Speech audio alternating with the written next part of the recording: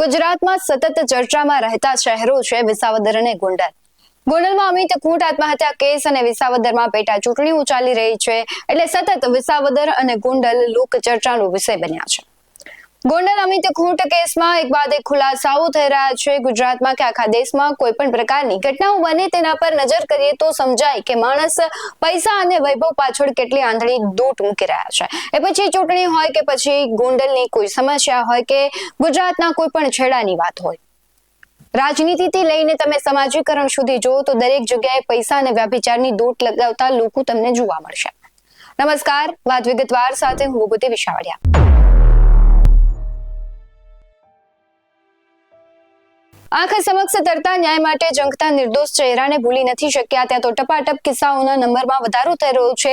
સ્ત્રીઓમાં વધતી ક્રૂરતા અને પુરુષોમાં વધતી હવસની ભૂખ સમાજને મોતની ખાઈમાં ધકેલી રહ્યું છે. છેલ્લા કેટલાય સમયથી દુષ્કર્મની ઘટનાઓએ માજા મૂકી છે. કોઈ સીમા નથી, કોઈ ઉંમર નથી. કુમળા ફૂલ જેવી દીકરી હોય કે પછી વૃદ્ધા હોય, હવસના ભૂખ્યા નરાધમો પોતાના સ્વાર્થ માટે બીજાની જિંદગી બગાડી નાખે છે. આપણે જેને રક્ષક માનીએ છીએ તે જ ભક્ષક બની રહ્યા છે. પોલીસ હોય, પિતા હોય, ભાઈ સાથેના સંબંધને કલંકિત કરતા કિસ્સાઓ સામે આવી રહ્યા છે. બીજી બાજુ એટલી હદે સહનશીલતાની મૂર્તિ ગણાતી મહિલાઓ ઘાતક સાબિત થઈ રહી છે કે પતિના મોતનું કારણ બની રહી છે. આ બધામાં મુખ્ય પરિબળ કામ કરતું હોય તો એ છે પૈસા અને પ્રેમ. માણસ પૈસા અને પ્રેમને પામવા કોઈ પણ હદ સુધી જાય છે અને કિસ્સાઓ સામે આવે છે ત્યારે સાબિત થાય છે કે માણસની જે વિકૃત બુદ્ધિ છે કેટલી હદે છે બગડી ગઈ છે. દુષ્કર્મ અને હત્યાનો ખૂબ મોટો આ ચર્ચાનો વિષય છે. એ તમે કોઈ એક ચર્ચાના વિષયમાં કે તમે કોઈ એક કલાકમાં કે એક દિવસમાં તમે એને ન વર્ણવી શકો. તમે એના પર બોલ્યા જ કરો. એ કિસ્સાઓ એટલા વધી ગયા છે કે તેની કોઈ સીમાઓ નથી રહી. વાત કરવી છે ગોંડલની. ગુજરાતનું ગોંડલ આમ તો તે સર ભગવતસિંહજીના નામથી પ્રખ્યાત હતું, પણ હવે ગોંડલમાં ચાલતા રાજકારણ, સમાજકારણ, ભેદી મોત, આત્મહત્યાથી તે વધારે ચર્ચાઓમાં આવ્યું છે. વધતી જતી ગુનાહિત પ્રવૃત્તિઓ એ વાતની સાબિતી આપે છે કે ગોંડલમાં કાયદો અને વ્યવસ્થાની સ્થિતિ કેવી છે અને કેવી રીતે પોલીસ કાર્ય કરી રહી છે. તાજેતરનો જ બહુ ચર્ચિત કેસ એટલે અમિત ખૂંટ આત્મહત્યા કેસ. 3 મેના રોજ રાજકોટ શહેરમાં મોડેલિંગ ક્ષેત્રે કાર્યરત 17 વર્ષીય સગીરાએ અમિત ખૂંટ નામના યુવાન સામે દુષ્કર્મની ફરિયાદ નોંધાવી. ત્યારબાદ 5 મે 2025 ને દુષ્કર્મના આરોપી એવા અમિત ખૂંટે રીબડા ગામમાં ગળા ફાંસો ખાઈ આત્મહત્યા કરી. તે આરોપી છે કે નહીં એવું તો હજુ સાબિત નથી થયું, પરંતુ જે પ્રમાણે અત્યારે લોકો મુખે ચર્ચાઈ રહ્યું છે કે તેણે અને જે સગીરા છે તે પણ વિડીયોમાં કહી રહી છે કે તેણે મારી સાથે દુષ્કર્મ આચર્યું હતું. તેમણે આત્મહત્યા કરી. અમિત ખૂંટે ઘટના સ્થળેથી મૃતકે લખેલી સુસાઇડ નોટ મળી આવી, જેમાં તેણે લખ્યું છે કે મને મરવા પાછળ નિવૃત્તિ રીબડાનો હાથ છે. રાજદીપ ત્રાસ આપતો હતો, પૈસા આપી ખોટી ફરિયાદ કરાવી અને અત્યારે એ પણ છે કે મૃતક અમિત ગોંડલના પૂર્વ ધારાસભ્ય જયરાજસિંહ જાડેજાનો સમર્થક હતો, એટલે તેની સાથે આવું થયું હોવાની પણ વાતો થઈ રહી છે. આ મામલે અનિરુદ્ધસિંહ જાડેજા અને તેમના દીકરા રાજદીપ સામે પોલીસ ફરિયાદ નોંધાઈ. ત્યારબાદ અનિરુદ્ધસિંહ એક વિડીયો રિલીઝ કર્યો અને જયરાજસિંહનું કાવતરું હોય તેવું જણાવ્યું હતું. આ પહેલા 3 મહિના રોજ સગીરાએ આરોપ લગાવ્યો હતો કે અમિત ખૂંટે તેને કેફી પીણું પીવડાવી અને તેની સાથે દુષ્કર્મ આચર્યું. અમિત ખૂંટ આત્મહત્યા કેસમાં હવે ગઈકાલે જ એક નવો વળાંક આવ્યો છે, જેમાં દુષ્કર્મનો ભોગ બનનારી સગીરા દ્વારા કોર્ટમાં મેજિસ્ટ્રેટ સમક્ષ નિવેદન આપી પૂર્વ ધારાસભ્ય જયરાજસિંહ જાડેજા અને તેના પુત્ર ગણેશ જાડેજા તેમજ ડીવાયએસપી સહિતના પીઆઈ સહિત પર આક્ષેપ કરવામાં આવ્યો છે અને સગીરાએ કોર્ટ સમક્ષ આ નિવેદન આપ્યું છે કે અમિત ખૂંટ દ્વારા તેના પર દુષ્કર્મ આચરવામાં આવ્યું હતું. દુષ્કર્મ આચર્યા બાદ જ્યારે તેને ખબર પડી કે હવે હું તો આમાં કહેવાય છે આરોપી તરીકે સાબિત થઈશ, એટલે તેણે આપઘાત કરી લીધો છે અને તેની પાસેથી મળેલી સુસાઇડ નોટમાં લગાવવામાં આવેલા હની ટ્રેપના આરોપો છે તે સગીરાએ તદ્દન ખોટા ગણાવ્યા છે. સમગ્ર મામલે પીડિતા તથા વકીલ શું કહી રહ્યા છે તેના પર નજર કરીએ. 5 તારીખથી માંડીને જ્યારથી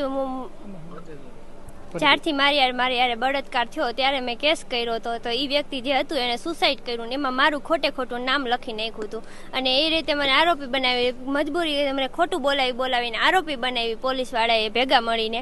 અને પછી ત્યાંથી મને રિમાન્ડ હોમમાં મૂકી ગયા અને ત્યાંથી મારે પાછા જામીન કરાવ્યા. ત્યારે આ જયરાજસિંહ છે અને જયરાજસિંહ જાડેજા છે અને આ ગણેશ ગોંડલ છે, એના માણસો બધા હતા, એને ભેગા મળીને બધાએ કાવતરું કર્યું અને મારા પપ્પાને ફસાવ્યા કે આમાં તમારી છોકરી બચાવી લેશું એમ, તમારી છોકરી ખાલી ખાલી આ રીતે સાક્ષી બની જાય અને અમે જેના કેવી છે એના નામ દઈ દઈ તો તમારી છોકરીને અમે આમાંથી મુક્ત કરી દઈશું, પણ તમારી છોકરીને બસ આ લોકોના નામ દેવાના છે એમ, અને આ રીતે સાક્ષી બનવાનું છે, અને આ રીતે અમે જે રીતે નિવેદન કેવી એ રીતે તમારે નિવેદન દેવાનું છે. તો ત્યાં મારા જામીન કરવા માટે વકાલતનામું ને એવું બધું કરાવી ગયા, અને પછી ત્યાં બધી સાઈન કરાવી લીધી મારી પાસે. પછી મને ત્યાંથી ડાયરેક્ટ જામીન વાળા થયા જેવા એવી જ મને ડાયરેક્ટ ગોંડલમાં હોટલમાં લઈ ગયા, અને શ્રી હોટલમાં લઈ ગયા ગોંડલમાં, અને ત્યાં પણ આ જયરાજસિંહના માણસો બધા એની ગાડી આવી, અને એ જ ગાડીમાં મને ત્યાં હોટલમાં લઈ ગયા, ને ન્યાય મારી આવી રીતે મને કહેવા માંડ્યા કે તો જો આમાં તું આમાં સાક્ષી બની જા, અને તું આ બધું આના ઉપર આક્ષેપ નાખી દે તો તને અમે એકને મુક્ત કરી દઈશું આમાંથી, પણ તું જેના હું નામ કેવી એના નામ દઈ દે અને એની ઉપર સાક્ષી થઈ જાય એમ. તો પછી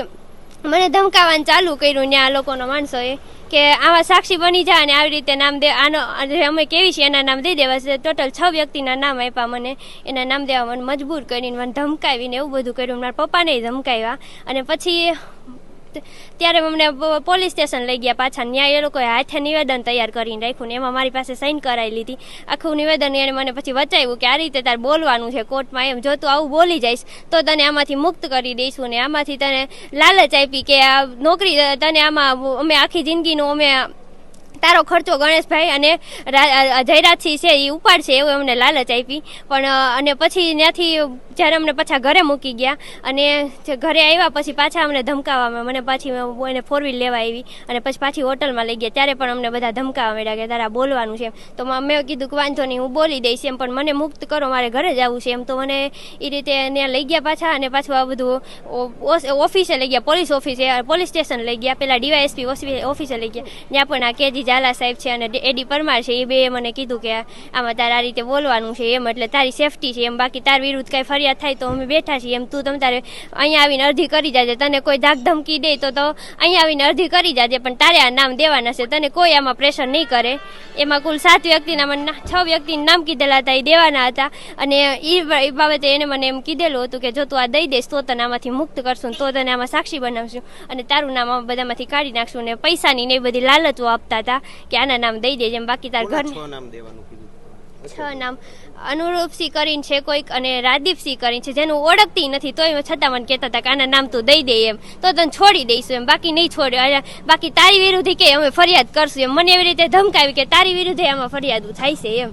પછી ત્યાંથી અમે અનુરૂપસિંહ છે, રાદીપસિંહ છે, પછી પૂજા મારી મિત્ર હતી એ તો ફસાવી ખોટની ને એને જેલની સજા અપાવી છે અત્યારે, અને એનું નામ દેવાનું કીધું. પછી ગ્રહી મગરાણી કરીને છે એનું નામ દેવાનું કીધું. પછી જે વકીલ હતા દિનેશભાઈ અને સંજયભાઈ એના ખોટી એવું મને કહેવાનું કીધું કે આ લોકોનું તું એવું કહી દે ખાલી કે આને ફરિયાદ લખીને દીધી તેમ, એને કાંઈ નથી, એને મને ફરિયાદ લખીને નથી દીધી, તેમ છતાંય આ લોકોએ મને એવું ખોટું કીધું કે આનું આવું કહી દે એમ, તને કેટલું ખોટું બોલવામાં શું વાંધો છે, એટલો તારો ફાયદો અમે વિચારવી છીએ આગળનો, એ કે તો તને એટલું બોલવામાં શું વાંધો છે ખોટું એમ, તને અમે જે રીતે નિવેદન કેવી છે એ રીતે તું નિવેદન આપી દે તો તને આમાંથી મુક્ત કરશું, બાકી આમાં તારા જીવ ઉપર જોખમ છે, અને તારા ઘરનાને અમે કોઈને શાંતિ નહીં લેવા દેવી એમ, અને મારી નાખશું બધાને, એવી રીતે મને એવું ટોર્ચર કર્યું. અને મને જો આ નિવેદન દેવા માટે મજબૂર, ત્યારે મને એ લોકો નિવેદન દેવા માટે મજબૂર કરેલી હતી, પણ તેમ છતાં હજી એનું નિવેદન દીધું નથી. પછી મેં સહારો લીધો સારા વકીલનો ને એનો, મારે મેં જે હકીકત હતી અત્યારે મેં જણાવી.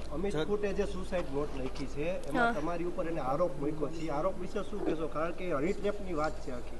ના, એ આરોપ ખોટો લગાવ્યો છે મારી ઉપર, મને એને મારું બળાત્કાર કર્યું હે હું સાચું કહું, પણ આ બધા ભેગા મળીને આ બધી આ કે જે કેસ છે એને ઊંધો કરી નાખ્યો હે, અને બધા ઉપર ખોટી અત્યારે ફરિયાદો કરે છે. તમે આજે જજ સાહેબ સામે શું રજૂઆત કરી? તમે જજ સાહેબ સામે જે મેં હકીકત હતું એ જણાવ્યું, મને જે રીતે આ લોકો ધમકાવતા હતા ને જે મને ખોટું બોલવા ઉપર મજબૂર કરતા હતા એ બધું મેં જજ સાહેબ સામે જણાવ્યું. તમે ક્યારે ઉપાડી જતા હતા ને કોણ ઉપાડી જતું હતું તમને નામ ખબર છે? ક્યાંથી? તમે કહો મને ગોંધી રાખીને ધમકાવતો. હોટેલ કોણ લઈ ગયું? હોટેલે આના માણસો આવતા હતા. કોના માણસો બેન? જયરાજ બાપુના. તમને નામ ખબર છે એમાંથી કોઈના? નહીં, એના કોઈના નામ મને નથી ખબર. તમારી હવે શું માંગ છે? હવે બસ મારી ઈ જ માંગ છે કે મારો પરિવાર છે આમાં ખતરામાં છે, મારા પરિવારનો જીવ બચાવો, બસ મારી ઈ જ માંગ છે કે આ લોકોનો એટલો ત્રાસ છે કે મારા ગામ સુધી પહોંચી જાય છે, અને મારા ગામમાં મને મારા પપ્પાને નથી જીવવા દે એમ. હવે બસ એટલી જ મારી માંગ છે કે મને આમાં ન્યાય અપાવો અને મારા પરિવારની રક્ષા વિચારો કોઈક. આજે જે સગીરા છે એમણે કોર્ટ સમક્ષ નિવેદન આપેલું છે, નિવેદનમાં એણે એવું જણાવ્યું છે કે એમને જે આ નિવેદનો જે શરૂઆતમાં જે એસપી હિમકરસિંહ સાહેબ આવીને જે તમામ ખુલાસાઓ આપતા હતા એ હવે સગીરા એવું જણાવે છે કે તમામ નિવેદનો બળજબરી બળજબરીપૂર્વક લેવામાં આવ્યા છે. પોલીસે પોતાની રીતે લખાવી લીધા છે. સગીરાએ આવું કોઈ નિવેદન આપેલું નથી. એની જે કંઈ પણ નિવેદનો લેવામાં આવ્યા છે ધાક ધમકીથી લેવામાં આવ્યા છે ને આ બધાની પાછળ સગીરાના કહેવા પ્રમાણે જે આરોપ છે એ બધા જયરાજસિંહ અને ગણેશભાઈ જે છે એમના ઉપર છે. અને એમના કહેવા પ્રમાણે પોલીસ ખાતામાં જ્યારે એમની પોલીસના જે સ્ટેશનમાં હતા ત્યારે પણ સતત ગણેશભાઈના ફોન આવતા હતા. પ્લસ આજે સગીરા છે એના ઘરે જયરાજસિંહની ગાડી એમને લેવા જતી હતી, મૂકવા જતી હતી. રિમાન્ડ હોમમાંથી જે એમના વકીલ છે ઇમરાનભાઈ ઇંગ્રોજા, એમણે પણ આ સગીરાને ધાક ધમકી એવી આપેલી હતી કે તું જયરાજસિંહ બાપુ કે એ પ્રમાણે નિવેદન આપી દે તો અમે તને આ કેસમાંથી કાઢી મૂકશું એવી લાલચ આપી હતી, ધાક ધમકી આપી હતી, તારા પરિવારને ગામમાં નહીં રહેવા દઈએ, એ બધી ધાક ધમકી આપેલા હતા. ઘણા બધા જે ગંભીર આરોપ છે આ સગીરાએ લગાવેલા છે. એટલે અમારી ફરિયાદ હતી એ લિમિટેડ હતી, જે પૂજાબેનને જેટલું ખ્યાલ હતી એટલા પૂરતી હતી. એટલે હવે જે આ સગીરા છે એના તરફથી પણ અમે ફરિયાદ અલગથી દાખલ કરવાના છીએ. મેડમ, સાથે સાથે વાત કરીએ, આજે જે સગીરા છે એની કઈ કોર્ટમાં નિવેદન આપ્યું છે? આજે અમે judicial magistrate first class Rajkot ખાતે ગજ્જર મેડમની કોર્ટમાં આપેલું છે. પોલીસ ઉપર કોની ઉપર આક્ષેપ છે, પોલીસ ઉપર શું કાર્યવાહી કરવા જોઈએ?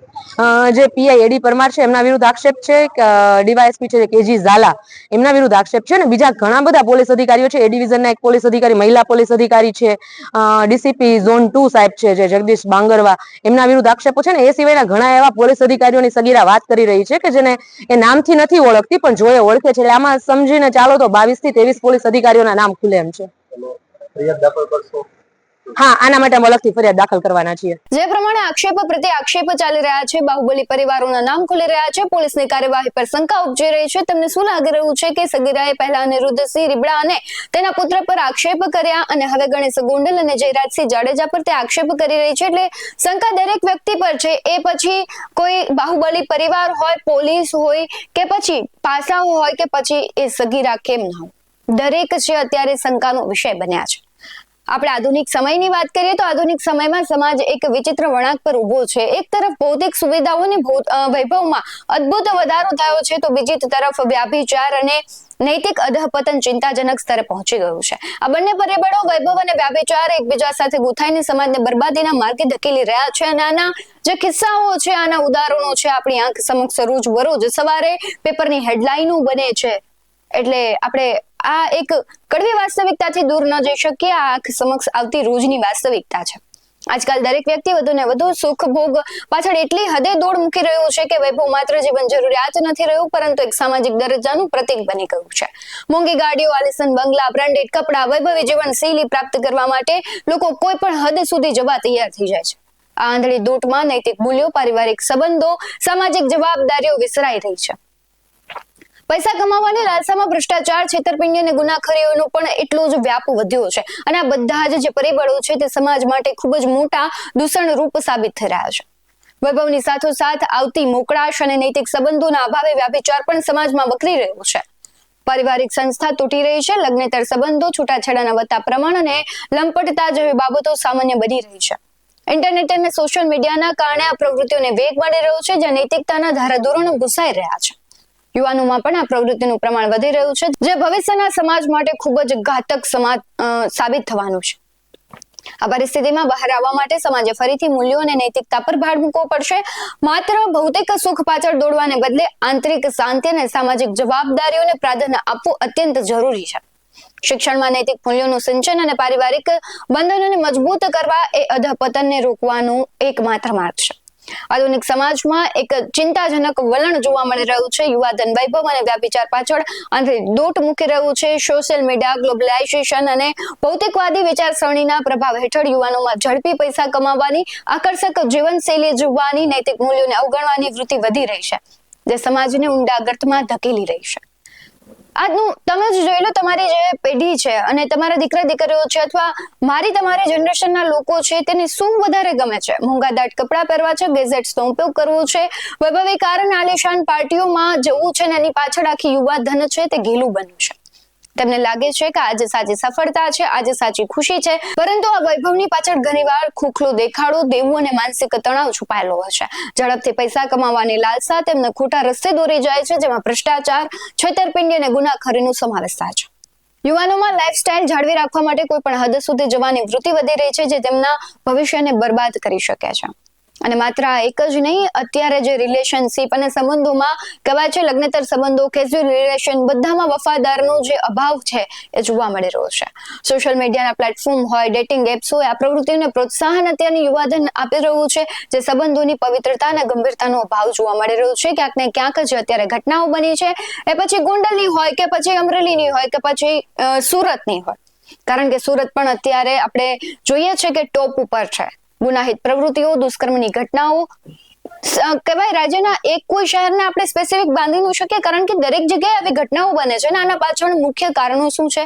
તો કે પૈસા અને પ્રેમની લાલચ, અત્યારની જે લાઈફસ્ટાઈલ છે, દેખાડો છે, આ બધું જ ક્યાંક ને ક્યાંક સમાજને બરબાદ કરી રહ્યું છે. ખેર, આ બધી ઘટનાઓ છે એમાં તો સામાન્ય રીતે કોઈ આપણે બદલાવ નહીં લાવી શકીએ, પરંતુ જો ચોક્કસપણે આપણે એમાં બદલાવ લાવવો હશે તો ક્યાંક ને ક્યાંક માનસિકતામાં ફેરફાર કરવો પડશે. જે આપણા સંસ્કારો છે તેની સાથે જીવવું પડશે, નહીતર તો હજુ પણ ખરાબ પરિસ્થિતિ અને ખરાબ સમય આગામી ભવિષ્યમાં આવી શકશે. અને અમિત ખૂંટ આત્મહત્યા કેસ અને સમાજમાં વધતા દૂષણોને લઈને આપનું શું કહેવું છે, કમેન્ટ કરી ચોક્કસથી જણાવજો. હાલ વાત વિગતવારમાં બસ આટલું જ. આવા જ વધુ અહેવાલો સાથે ફરી મળતા રહીશું. તમે અમારી યુટ્યુબ ચેનલને સબસ્ક્રાઇબ કરવાનું, અમને ફેસબુક અને ઇન્સ્ટાગ્રામ પર ફોલો કરવાનું ભૂલશો નહીં. બાકી અવનવી અપડેટ્સ મેળવવા માટે આપ જોતા રહો BS9 TV ન્યૂઝ. નમસ્કાર.